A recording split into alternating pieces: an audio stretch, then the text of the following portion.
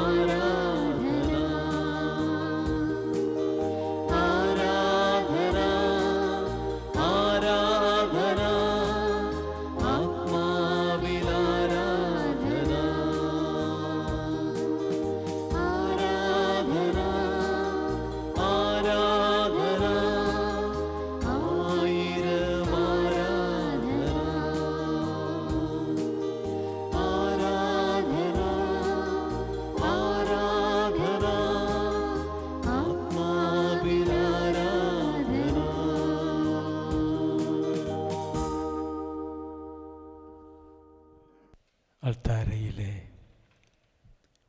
തിരുവോസ്തിയിലേക്ക് നമുക്ക് നോക്കാം. ഈ അൾത്താരയിൽ തിരുവോസ്തിയിലേക്ക് നോക്കി നാം നിൽക്കുമ്പോഴൊക്കെ നമ്മുടെ മനസ്സിൽ ഈശോ മന്ത്രിക്കുന്നത് അന്ത്യ അത്താഴവേളയിൽ ഈശോ പറഞ്ഞ ആ വചനമാണ്, ഇത് എൻ്റെ ശരീരമാണ്, നിങ്ങൾക്ക് വേണ്ടി വിഭജിക്കപ്പെടാൻ പോകുന്ന എൻ്റെ ശരീരം. തൻ്റെ ശരീരം ഭക്ഷണമായി നമുക്ക് നൽകുവാൻ തക്കവണ്ണം നമ്മെ സ്നേഹിച്ച നമ്മുടെ ദൈവത്തിൻ്റെ അനന്തമായ സ്നേഹമാണ് ഈ തിരുവോസ്തി. അപ്പത്തോളം ചുരുങ്ങി നമ്മുടെ കൂടെ വസിക്കുവാൻ തിരുമനസ്സായ വലിയ സ്നേഹം. സ്നേഹത്തിന് വേണ്ടി ദാഹിക്കുന്നവരാണ് നാമൊക്കെ. കുഞ്ഞുനാൾ മുതൽ അങ്ങനെയായിരുന്നു. ഒരു കൊച്ചുകുഞ്ഞ് തൻ്റെ അപ്പച്ചൻ്റെയും അമ്മച്ചിയുടെയും അടുത്തേക്ക് ഓടിവരും, കെട്ടിപ്പിടിച്ച് നിൽക്കും. ആ സ്നേഹം, അപ്പച്ചൻ്റെ സ്നേഹം, അമ്മച്ചിയുടെ സ്നേഹം ഉള്ളു നിറയെ ആവഹിച്ചെടുക്കാനാണ്. അന്ന് തുടങ്ങിയ ആ ദാഹം ഇന്നും തുടരുന്നു. പക്ഷേ എവിടെയോ ഒക്കെ സ്നേഹം കിട്ടാത്തതിൻ്റെ വരൾച്ച നമ്മുടെ ഹൃദയത്തിലുണ്ട്. സ്നേഹിച്ചവർ അകന്നു പോയപ്പോൾ ഉള്ളിൽ ഇരുട്ട് കയറി. വിശ്വാസമർപ്പിച്ചവർ നമ്മെ ചതിച്ചപ്പോൾ ഇനി എങ്ങോട്ട് തിരിയണമെന്നറിയാതെ നാമൊക്കെ പതറിപ്പോയി. ആ ദുഃഖങ്ങളൊക്കെ നമ്മുടെ മനസ്സിൻ്റെ ഉള്ളിൻ്റെ ഉള്ളറകളിൽ അടിഞ്ഞുകൂടി കിടപ്പുണ്ട്. മനുഷ്യജീവിതം ഭാരമാകുന്നത് അപ്പോഴാണ്. അധ്വാനത്തിൻ്റെ ഭാരമല്ല നമ്മുടെ ജീവിത ഭാരം, ആത്മാവിൻ്റെ ഭാരമാണ്. സ്നേഹിച്ചിട്ടും സ്നേഹം കിട്ടാത്തതിൻ്റെ, വിശ്വസിച്ചിട്ടും വിശ്വസിക്കാൻ ഇനിമേൽ സാധിക്കാത്തവണ്ണം വിപരീത അനുഭവങ്ങൾ മനസ്സിൽ നിറഞ്ഞതിൻ്റെ ഭാരം. ഈ ഭാരം നാം എവിടെയാ എടുത്തു വയ്ക്കുക? ഈ അൾത്താരയാണ് അത്താണി.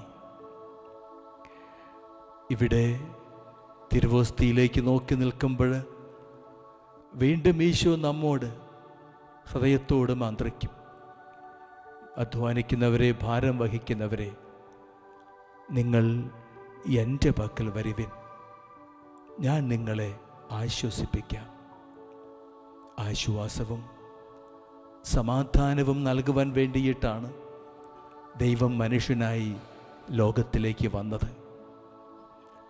അതാണല്ലോ ബത്ലഹേമിലെ പുൽത്തൊഴുത്തിൽ മനുഷ്യപുത്രൻ പിറന്നപ്പോൾ പിതാവ് മാലാഖമാരെ അയച്ച് ലോകത്തോട് പ്രഖ്യാപിച്ചത്.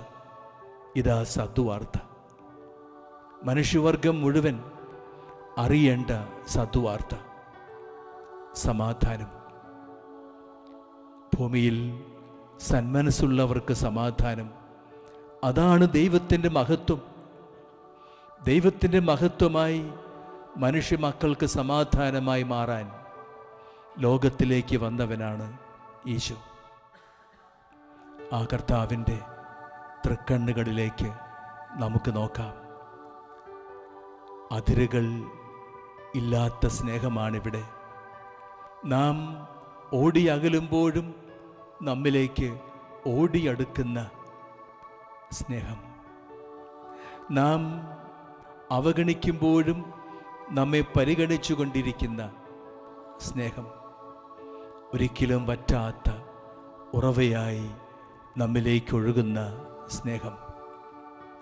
ജെറുസലേം ദേവാലയത്തിൽ വെച്ച് അവിടുന്ന് പ്രഖ്യാപിച്ചില്ലേ, എൻ്റെ അടുക്കൽ വന്ന് കുടിക്കുവിൻ. അവിടുത്തെ അടുക്കൽ ആണ് നാം. നമുക്ക് ഉള്ളു നിറയുവോളം കുടിക്കണം ഈ സ്നേഹത്തിൽ നിന്ന്. ഈ സ്നേഹത്തിൻ്റെ ഉറവ നമ്മിൽ നിന്നും പൊട്ടിയൊഴുകണം, എല്ലാവരിലേക്കും ഒഴുകണം. നമ്മെ സ്നേഹിക്കാത്തവരിലേക്കും ഒഴുകണം. അത്രയും ശക്തമായ ഒരു നീരൊഴുക്ക് നമ്മിലേക്ക് നാം ഇപ്പോൾ ആസ്വദിച്ച് അറിയുകയാണ്. ഈ സ്നേഹം നമ്മെ എപ്പോഴും കരുതുന്ന, എപ്പോഴും പരിഗണിക്കുന്ന ഈ സ്നേഹം ഉള്ളിൽ നിറച്ച് നമുക്ക് പ്രാർത്ഥിക്കാം. ഈ ഗാനം ആലപിച്ച്, അതിരുകൾ ഇല്ലാത്ത സ്നേഹം, ഒരിക്കലും വറ്റാത്ത സ്നേഹം. ഞാൻ തെറ്റ് ചെയ്തപ്പോഴും എന്നിലേക്കൊഴുകിയ ക്ഷമിക്കുന്ന സ്നേഹം. ഞാൻ നോക്കാത്തപ്പോഴും എന്നെ നോക്കിയിരിക്കുന്ന സ്നേഹം. എൻ്റെ ഉള്ളിൽ എപ്പോഴും മന്ത്രിച്ചു കൊണ്ടിരിക്കുന്ന ആ സ്നേഹത്തിൻ്റെ നിറവ്. നിൻ്റെ ജീവിതഭാരം ഇതാ ഞാൻ ഏറ്റെടുത്തിരിക്കുന്നു. നാം നമ്മുടെ ഓർമ്മകളുടെ ഭാരം, മനസ്സിൽ നിറയുന്ന തിക്താനുഭവങ്ങളുടെ ഭാരം, ആ ഭാരമൊക്കെ ഇവിടെ ഇറക്കി വച്ച് വലിയ സന്തോഷത്തോടെ ഈ സ്നേഹത്തിന് ഹൃദയം തുറന്ന് നമുക്കൊരുമിച്ച് പാടി പ്രാർത്ഥിക്കാം.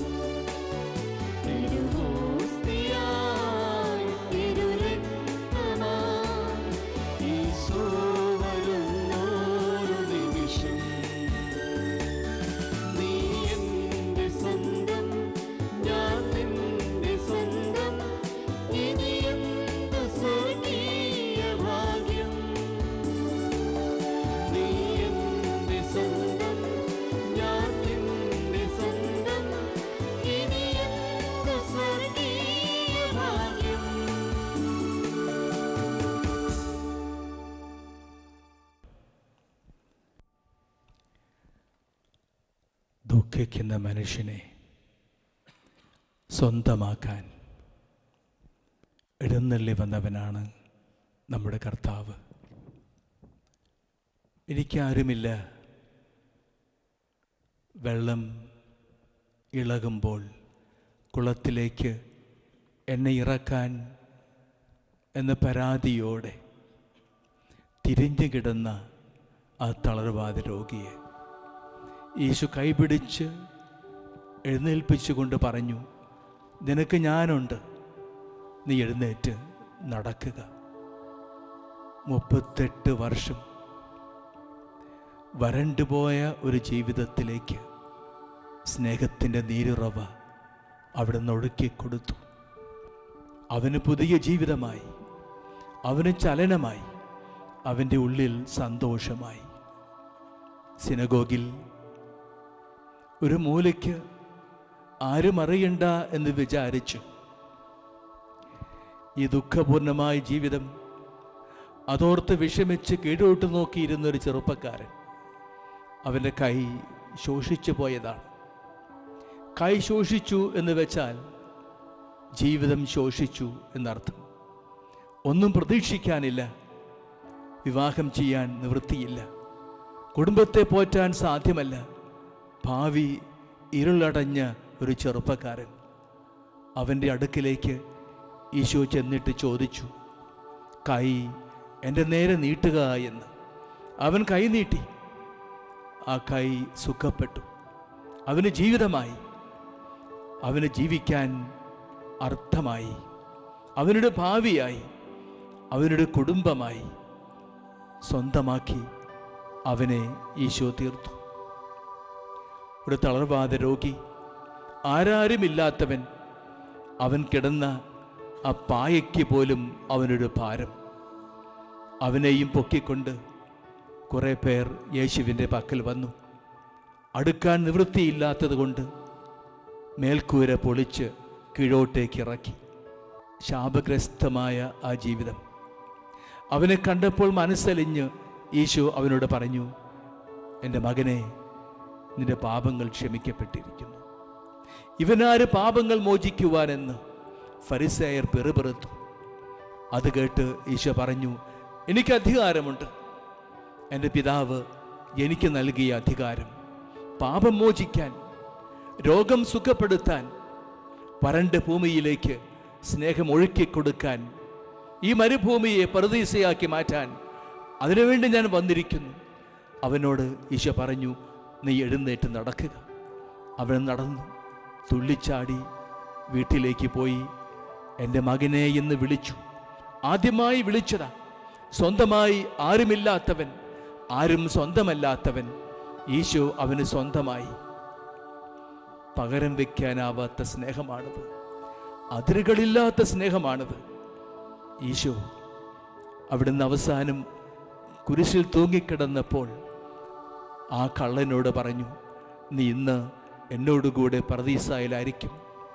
ഒരു ജീവിതം മുഴുവൻ കട്ടുമുടിച്ചവൻ, കട്ടുമുടിച്ചു എന്നല്ലേ ജനം വിധിച്ചുള്ളൂ. അവൻ എന്തുകൊണ്ട് കളവിലേക്ക് പോയി എന്ന് ആരും ചോദിച്ചില്ലല്ലോ. അവൻ കളവ് ജീവിതമാക്കി മാറ്റിയവനാണ്. കാരണം അവന് മറ്റൊരു ജീവിതമില്ലായിരുന്നു. പിന്നെ എവിടെ പോകും അവൻ? അവൻ കുരിശിൽ അവസാനിച്ചു ഇല്ലല്ലോ, കുരിശിൽ അവസാനിച്ചില്ലല്ലോ.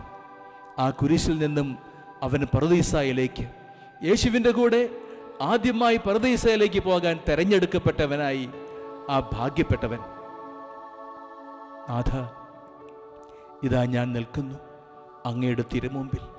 ഒരുപാട് നഷ്ടപ്പെട്ടവനാണ് ഞാൻ. പ്രതീക്ഷിച്ചത് പലതും നേടാത്തവനാണ് ഞാൻ. എൻ്റെ ജീവിതത്തിൽ തെറ്റുകൾ വന്നുപോയി.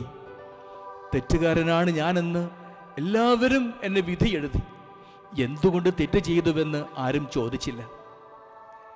ദൈവമേ, അങ്ങെന്നെ മനസ്സിലാക്കും. അങ്ങയുടെ മനസ്സ് അലിയുന്ന മനസ്സാണ്. നാഥ, ഞാൻ ജീവിക്കുന്നത് അലിയാത്ത മനസ്സുകളുടെ ഇരുണ്ട ലോകത്താണ്. അങ്ങേക്ക് എന്നെ മനസ്സിലാവും.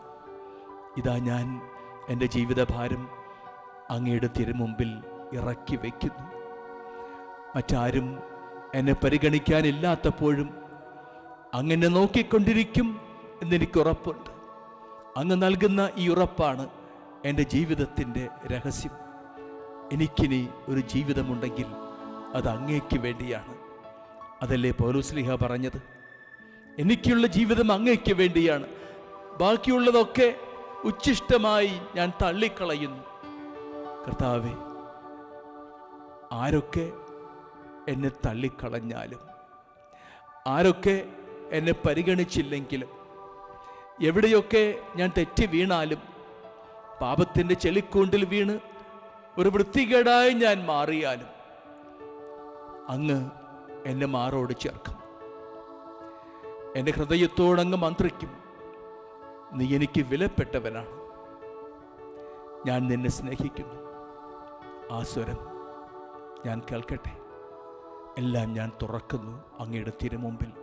അടച്ചു വെച്ച ഒരുപാട് അധ്യായങ്ങൾ എനിക്കുണ്ട് കർത്താവേ. ഒരിക്കലും തുറക്കരുതെന്ന് ഞാൻ വിചാരിച്ച അധ്യായങ്ങളാണ്. തുറന്നിട്ട് കാര്യമില്ലെന്ന് ഞാൻ വിചാരിച്ചു പോയ നാളുകൾ. കർത്താവേ, അങ്ങയെ കണ്ട ഈ ദിവസം അൽത്താരയിൽ തിരുവോസ്തിയായി ചുരുങ്ങി അങ്ങ് എഴുന്നള്ളിയിരിക്കുന്നത് കണ്ട ഈ സൗഭാഗ്യം, ഈ സൗഭാഗ്യത്തിൻ്റെ നിമിഷത്തിൽ എല്ലാം ഞാൻ തുറക്കുന്നു.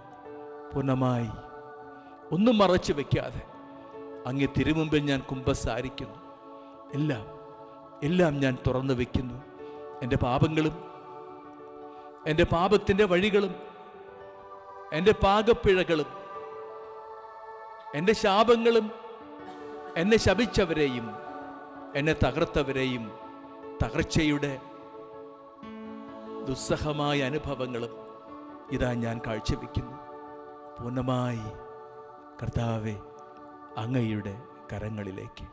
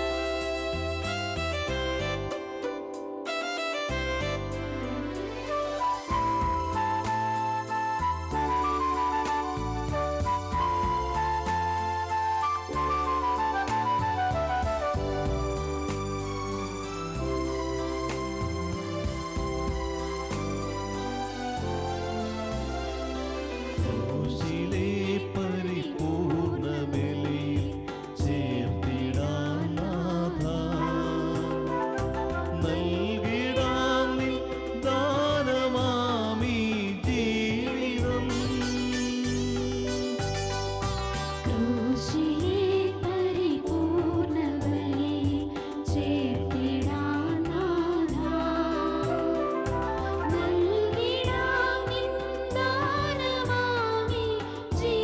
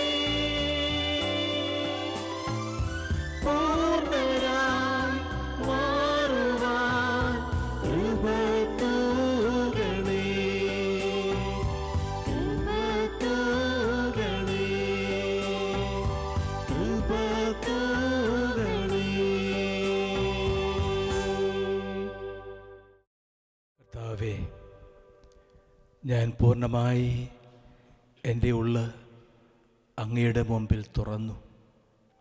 ആരോടും പറയാത്ത ഒതുക്കി വച്ചിരുന്ന രഹസ്യങ്ങൾ അങ്ങേ തിരുമുമ്പിൽ ഞാൻ തുറന്നു വെച്ചു. എൻ്റെ മുറിവുകൾ വെച്ച് കെട്ടാൻ ആരുമില്ലല്ലോ എന്ന് ചിന്തിച്ചുകൊണ്ട് ഒരുപാട് ദുഃഖകരമായ രഹസ്യങ്ങളെ എൻ്റെ ഉള്ളിൽ ഞാൻ ഒതുക്കി വച്ചിരുന്നു. അങ്ങുണ്ട്, എനിക്ക് വേണ്ടി അങ്ങുണ്ട്.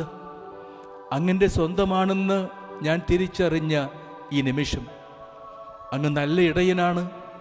എന്നെ തേടി വന്നു. എൻ്റെ മുറിവുകൾ അങ്ങ് വെച്ച് കെട്ടും എന്നെനിക്ക് ഉറപ്പുണ്ട്.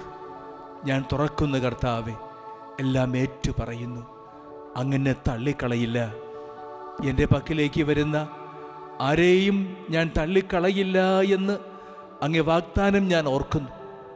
എല്ലാം ഞാൻ കാഴ്ചവെക്കുന്ന കർത്താവെ, അങ്ങ് ആരെയും തള്ളിക്കളഞ്ഞില്ലല്ലോ. ധൂർത്തപുത്രനെ അങ്ങ് തള്ളിക്കളഞ്ഞില്ല. പാപത്തിൽ പിടിക്കപ്പെട്ട ആ സ്ത്രീയെ അങ്ങ് തള്ളിക്കളഞ്ഞില്ല.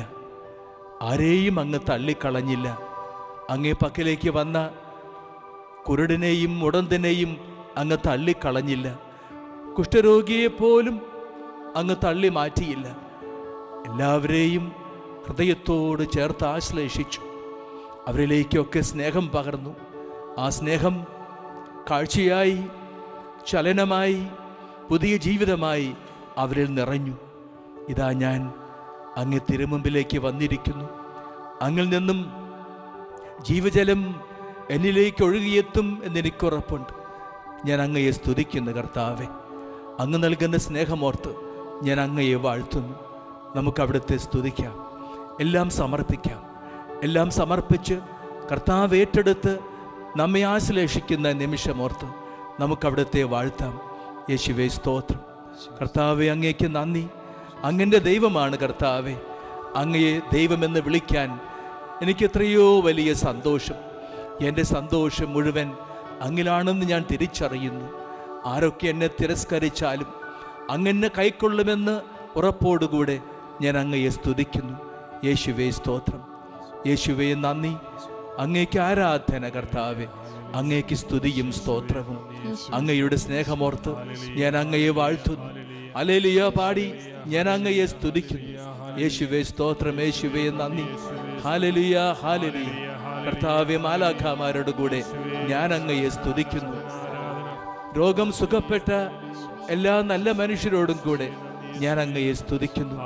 അങ്ങയുടെ അനുഗ്രഹത്തിൽ ആഹ്ലാദിക്കുന്ന എല്ലാവരോടും ചേർന്ന് ഞാൻ അങ്ങയെ സ്തുതിക്കുന്നു. ഞാൻ അങ്ങയെ മഹത്വപ്പെടുത്തുന്നു.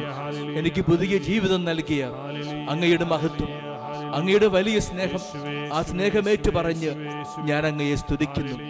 എനിക്കൊരു ജീവിതമുണ്ടെങ്കിൽ കർത്താവെ, ആ ജീവിതം അങ്ങയുടേതാണ് കർത്താവെ. അങ്ങയ്ക്ക് വേണ്ടിയുള്ളതാണ്. അങ്ങയുടെ സാക്ഷിയായി എന്നെ മാറ്റണമേ. യേശുവേ സ്തോത്രം. യേശുവേ നന്ദി. യേശുവേ സ്തോത്രം. യേശുവേ നന്ദി. യേശുവേ സ്തോത്രം. ഒരിക്കൽ കൂടെ അവിടുത്തെ ആരാധിച്ചു നമുക്ക് അവിടുത്തെ ആശീർവാദം സ്വീകരിക്കാം. അവിടുത്തെ ആശീർവാദം സ്വീകരിച്ചവരൊക്കെ അനുഗ്രഹിക്കപ്പെട്ടു. കണ്ണുപൊട്ടൻ തിരുമുമ്പിലേക്ക് വന്നു, ആശീർവാദം സ്വീകരിച്ചു, അവൻ്റെ കണ്ണ് തുറന്നു. ചെകിടൻ തിരുമുമ്പിലേക്ക് വന്നു, അവിടുന്ന് അനുഗ്രഹിച്ചു, അവന് കേൾവി ശക്തി കിട്ടി. തളർവാദ രോഗി എഴുന്നേറ്റ് നടന്നു. പാപത്തിൽ പിടിക്കപ്പെട്ടവർ മോചിതരായി സന്തോഷത്തോടെ തിരിച്ചുപോയി. ഇതാ ഞാൻ കർത്താവെ അങ്ങേ അനുഗ്രഹത്തിനായി കാത്തിരിക്കുന്നു. അങ്ങേ അനുഗ്രഹം എൻ്റെ ജീവിതത്തിൽ എപ്പോഴും ഉണ്ടാവട്ടെ. എൻ്റെ ജീവിതത്തെ ഒരു അനുഗ്രഹമാക്കി അങ്ങ് മാറ്റണമേ.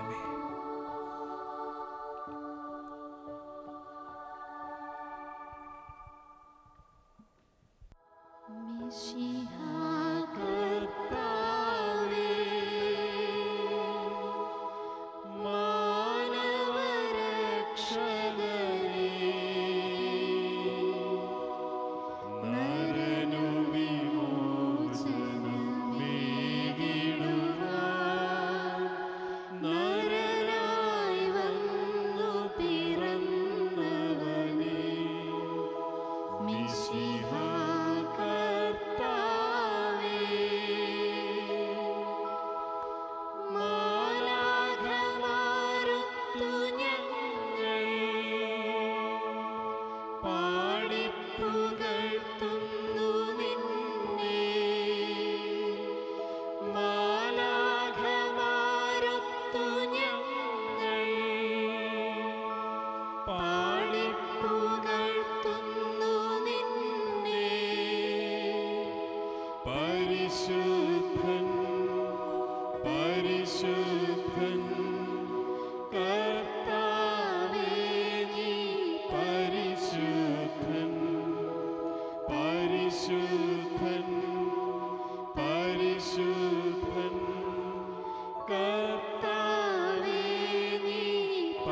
പരിശുദ്ധൻ മിശിഹാ കർത്താവേ.